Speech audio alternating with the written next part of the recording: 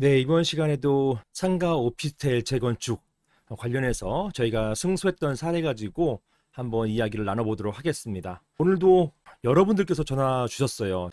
유튜브 동영상 잘 보고 있다. 그리고 많은 정보 알려줘서 고맙다. 이런 말씀들을 많이 주시는데요. 저한테는 이런 전화가 굉장히 응원이 됩니다. 이런 동영상을 찍고 그리고 지식을 전달하고 또 여러분과 한번 나누고, 사실은 나눈다는 표현을 했던 이유는 여러분께서 주시는 질문 가지고 제 답변하는 게 굉장히 많거든요. 따라서 나누는 거예요.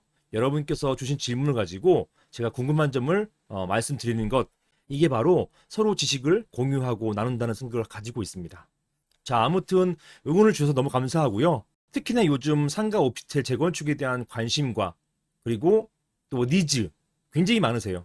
상가가 공실이 많고 또 노후화된 상가 같은 경우는 이런 니즈가 특히 많거든요. 노후화된 상가 같은 경우는 수익률 높이기 위해서는 결국은 뭐 바꿔야 돼요. 변화가 필요한데, 지금 상가 같은 경우는 임대 나가는 것도 어렵고 하니까 보통 상가를 재건축해서 오피스텔이나 또는 주상복합으로 하시려는 경우가 굉장히 많습니다.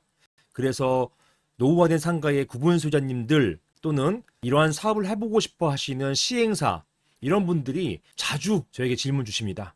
일주일에 한 3건에서 4건 정도 질문 주시고, 실제로 그 중에서 여러 건 정도 제가 자문 수행하고 있습니다. 그리고 자문이 끝나면 여기에 따른 소송도 수행하고 있는 상황입니다. 그 중에 하나가 바로 이번 사건이었어요. 상가 오피스텔 재건축 결의가 있었고, 이 결의 이후에 매도 청구 소송을 제기합니다. 이게 관련된 법이 집합건물법이거든요. 이러한 법에 따라서 재건축에 동의하지 않으신 분들의 소유권을 법원 감정을 통해 가지고 그 감정가대로 강제로 사오는 거예요. 굉장히 강력한 권리죠. 이런 매도 청구권을 형성권이라고 하는데, 이런 형성권에 기해서 매도 청구 소송을 제기합니다. 이렇게 매도 청구 소송을 제기할 때 법상으로는 구분 소유자들 또는 재건축에 찬성하시는 구분 소유자들이 매수 지정자로 지정한 자, 이런 주체가 매도 청구 소송의 주체가 되는데요. 소송을 구분 소유자들이 같이 하시는 거는 굉장히 어렵죠. 원고가 수십 명, 수백 명 될 거 아니에요. 그러다 보니까 일반적으로 주택, 아파트 재건축 같은 경우는 재건축 조합이 주체가 되는 것이고, 이런 상가, 오피스 재건축 같은 경우는 이런 재건축 조합이 아니라 하더라도 임의단체를 결성해서 이 임의단체가 소송을 수행하게 됩니다. 그래서 실제로 상가, 오피스텔 재건축 매도 청구 소송의 주체가 누구냐? 구분 소유자들이냐? 재건축 조합이냐? 이런 질문들을 굉장히 많이 주시고, 실제로 저희가 이런 질문에 기해서 소송을 진행합니다.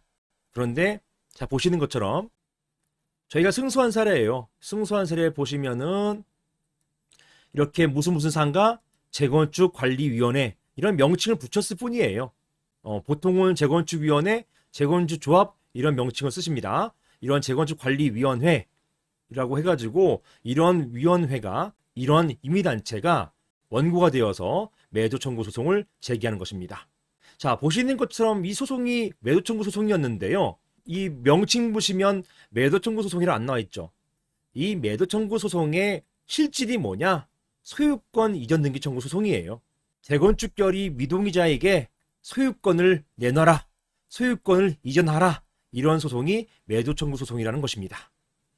결론적으로 이런 매도 청구 소송의 주체는 구분 소유자들이 되는 게 아니라 구분 소유자들이 지정한 이러한 주체, 임의단체가 되는 것입니다.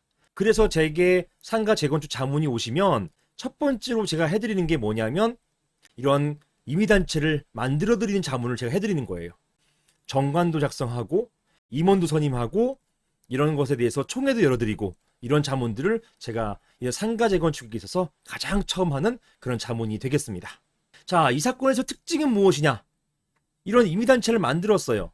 그런데요, 보통은 임의단체 만들면 이런 임의단체가 있다라고 하는 주장 말고 실질이 있으려면은 보통은 어떻게 하냐면 지방세무서에 가서 고유번호증을 발급받아요. 적어도 관, 즉 세무서 같은 국가기관이 어떤 실체가 있다는 것을 인정해 주는 것, 이게 필요하거든요. 이런 임의단체 같은 경우는 아파트 재건축의 조합처럼 조합 설립 인가 절차가 없어요. 임의단체 설립 절차인데요. 이런 임의단체 설립하는 것에 있어서는 결국은 고유번호증을 발급받는 게 국가로부터 공인되는 방식이에요. 그래서 일반적으로 상가 오피스텔 재건축을 위해서 임의단체를 만든 다음에 이런 임의단체를 가지고서 고유번호증을 받게 되는데, 상가 같은 경우는 이 상가가 굉장히 분쟁이 많았어요. 그러다 보니까 세무서에서 고유번호증 발급을 꺼려했습니다. 결국은 고유번호증 없이 이런 임의단체를 만들었고, 이런 만든 임의단체 가지고서 소송까지 진행했던 것이에요. 지금 이 상가 재건축 관리위원회 여기는 지금도 고유번호증 없어요. 하지만 고유번호증 없다 하더라도 이렇게 원고가 되고 사업의 주체가 되고 전혀 문제가 없다. 이렇게 보시면 되겠습니다. 결론적으로 상가 오피스텔 재건축의 매도 청구 소송의 주체는 누구냐? 재건축 조합 또는 재건축위원회, 이런 임의단체가 되는 것이 일반적이다. 이렇게 보시면 되겠습니다. 이상입니다.